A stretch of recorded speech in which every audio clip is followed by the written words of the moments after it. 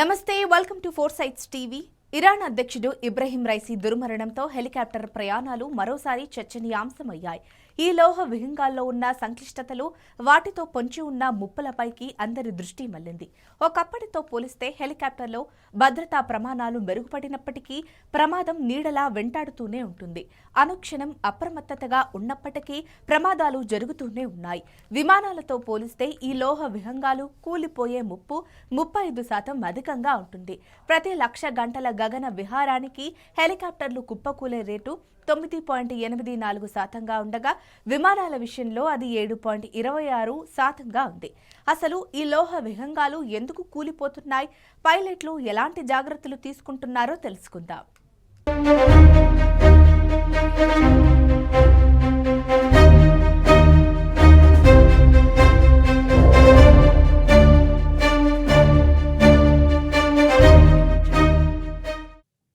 Design రీత్యా హెలికాప్టర్లకు అనేక ప్రత్యేక సామర్థ్యాలున్నాయి. వీటి ల్యాండింగ్, టేకాఫ్, రన్వేలు అవసరం లేదు. నిటారుగా గాల్లోకి లేచి అదే రీతిలో కిందకి దిగగలవు. గాల్లో చాలాసేపు ఒకే చోట నిశ్చలంగా ఉండగలవు. తక్కువ ఎత్తులో విహరించగలవు. అంతా సవ్యంగా ఉంటే ఇవన్నీ అనుకూలాంశాలు.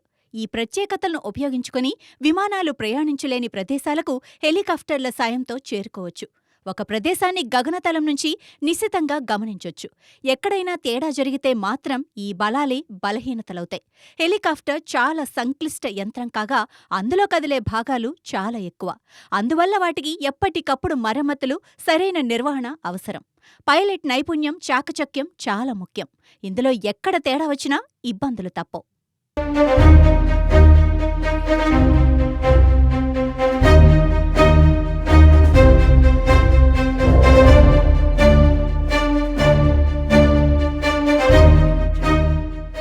పైలట్లు, ఏటీసీ అధికారులు, మరమ్మతులు, నిర్వహణ సిబ్బంది చేసే తప్పిదాలు కొంపముంచుతూ ఉంటాయి.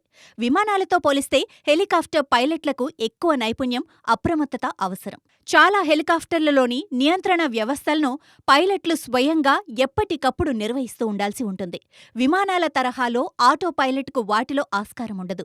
దీనికి తోడు విస్తృతంగా సమాచారాన్ని ప్రాసెస్ చేస్తూ ఉండాలి.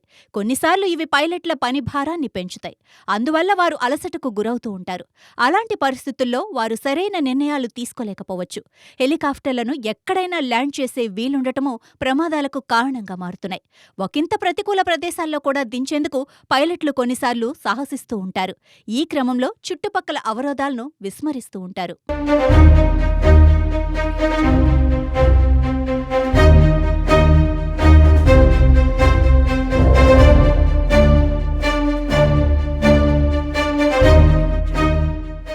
సుశిక్షితులైన ఏటీసీలు తప్పులు చేయడం చాలా అరుదు.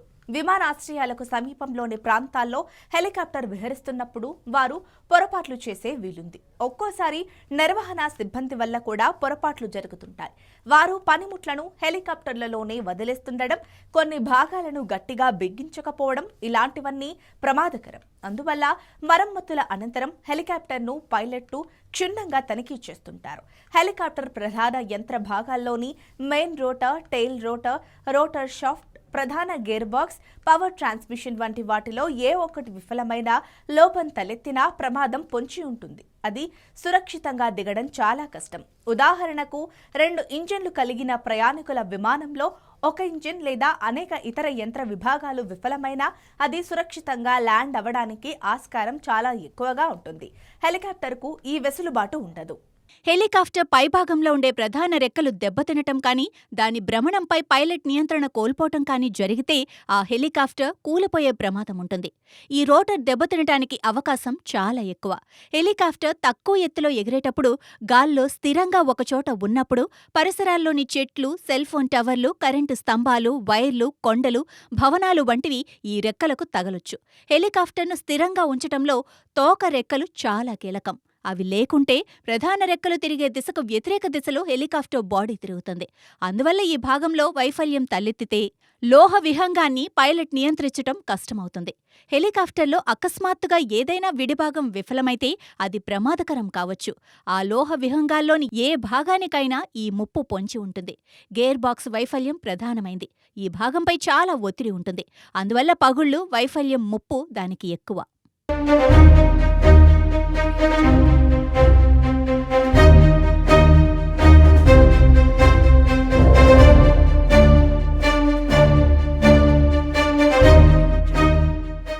ఇంజన్ వైఫల్యం వల్ల హెలికాప్టర్ ఖచ్చితంగా కూలిపోతాయని భావిస్తూ ఉంటారు. అయితే ఇలాంటి పరిస్థితి తలెత్తినప్పుడు చాలా సందర్భాల్లో పైలట్లు తమ నైపుణ్యంతో ప్రమాదాన్ని తప్పిస్తూ ఉంటారు. ఒకే ఇంజన్ ఉన్న హెలికాప్టర్లో ఈ పరిస్థితి ఉత్పన్నమైనప్పుడు పైలట్ ఆ లోహ విహంగాన్ని ఆటో రొటేషన్లో పెడతారు. ఇందులో నియంత్రిత పద్ధతిలో పవర్ ఆఫ్ డిసెంట్కు, ఆ తర్వాత నియంత్రిత ల్యాండింగ్కు ఉపక్రమిస్తారు. ఇది చాలా సంక్లిష్టమైన విన్యాసం. 2 ఇంజన్లు ఉన్న హెలికాప్టర్లో పరిస్థితి మరింత సులువుగా ఉంటుంది. ఇది మోసుకెళ్లే బరువు ఎక్కువగా లేనప్పుడు ఒకే ఇంజన్తో నియంత్రిత ప్రయాణం సాధ్యమే. గాల్లో నిశ్చలంగా ఉంచటం వంటివి కష్టం. ల్యాండింగ్కు ప్రత్యేక నైపుణ్యం అవసరం. ఇంజన్ విఫలమైన విమానం కొంతవరకు గ్లైడ్ అవుతూ వెళ్లగలదు. సమీపంలోని ఎయిర్పోర్టులో దిగటానికి ఆస్కారం ఉంటుంది. హెలికాప్టర్కు గ్లైడింగ్ సామర్థ్యం ఉండదు. ఇంజన్ విఫలమైన పరిస్థితిలో సురక్షిత ల్యాండింగ్ ప్రదేశం కోసం ఎక్కువ దూరం ప్రయాణించే అవకాశం ఆ లోహ విహంగానికి ఉండదు.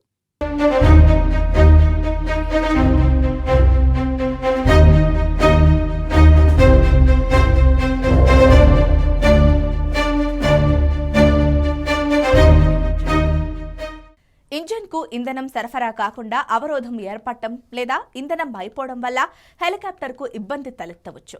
ఇంధన పరిమాణాన్ని సూచించే సాధనం మొరాయించడం వంటి వాటి వల్ల పైలట్ ఈ సమస్యను గుర్తించలేకపోవచ్చు.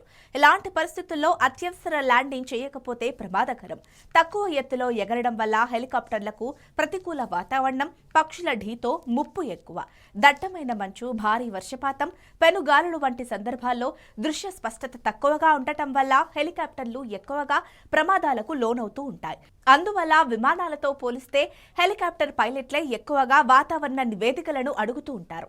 వాతావరణం సరిగ్గా లేకపోయినప్పటికీ ప్రయాణాలను పైలట్లు కొనసాగించి ప్రమాదాలకు కారణమైన సందర్భాలు అనేకమున్నాయి.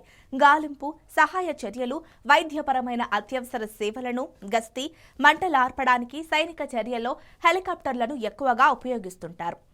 ఇలాంటివి కూడా ఆ లోహ విహంగాలకు ముప్పును పెంచుతుంటాయి.